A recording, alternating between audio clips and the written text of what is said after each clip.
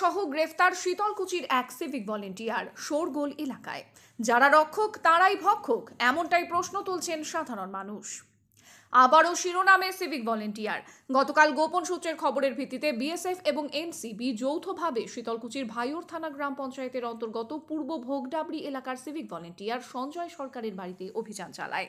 সেই অভিযানে উদ্ধার হয়েছে বিপুল পরিমাণ গাঁজা। পাশাপাশি সঞ্জয় সরকার নামে ওই সিভিক ভলেন্টিয়ারকে গ্রেফতার করেছে এনসিবি। সঞ্জয় সরকার শীতলকুচি থানার সিভিক ভলেন্টিয়ার। তাকে গ্রেফতার করে বিএসএফ এবং এনসিবি। যদিও সিভিক ভলেন্টিয়ারের পরিবারের দাবি, গাঁজা চাষ বা ব্যবসার সাথে সঞ্জয় কোনোভাবেই যুক্ত নয়, তাকে চক্রান্ত করে ফাঁসানো হয়েছে। তবে বিএসএফ সূত্রে যেটা জানা যায়, দীর্ঘদিন ধরে সঞ্জয় সরকারের গতিবিধির ওপর নজর রেখেছিল তারা।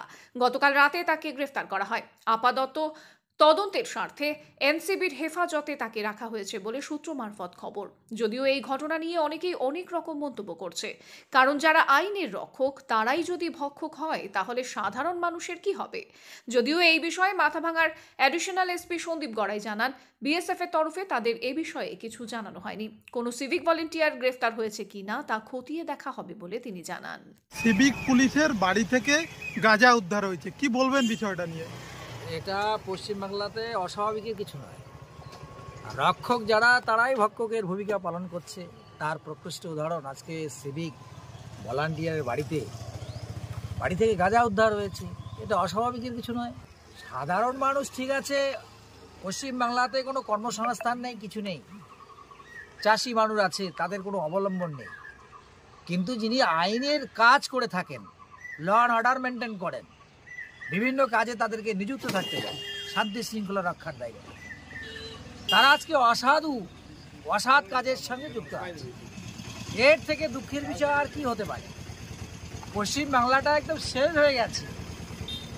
এসব কিছু সমস্ত সম্ভব হচ্ছে মমতা ব্যানার্জির প্রত্যক্ষ মদতে। তারাই হচ্ছে রক্ষক, তারাই ভক্ষক। আজকে মাছসান্না চলছে পশ্চিমবাংলায়। আপনারা মাছসান্না কাকে বলে জানেন? পুকুরের বড় মাছ কি করে ছোট মাছকে খেয়ে ফেলে। আজকে সিভিক ভলান্টিয়াররা কি করছে? নিজের বাড়িতে গাঁজা চাষ করছে, তার বাড়িতে গাঁজা উদ্ধার হচ্ছে। এটাই পশ্চিমবাংলার আজকে গর্ব। ল অ্যান্ড অর্ডার কোথায় কি পৌঁছে গেছে? আজকে মমতাদি সিভিক ভলান্টিয়ার বলুন, পুলিশ বলুন, এসপি বলুন, ডিএম বলুন, আজকে সবাই অসৎ কাজের সঙ্গে, অ্যান্টি সোশ্যাল কাজের সঙ্গে যুক্ত আছে। তার প্রকৃষ্ট উদাহরণ আজকে মাঘপালা থেকে সিভিক ভলান্টিয়ার বাড়ি থেকে গাঁজা উদ্ধার। এর থেকে লজ্জার আর পশ্চিমবাংলার কিছু হতে পারে না। এই লজ্জার হাত থেকে আমাদের পরিত্রাণ পেতে হবে। সেই পরিত্রাণ আসবে ভারতীয় জনতা পার্টির হাত ধরে, এটুকুই বলার আছে।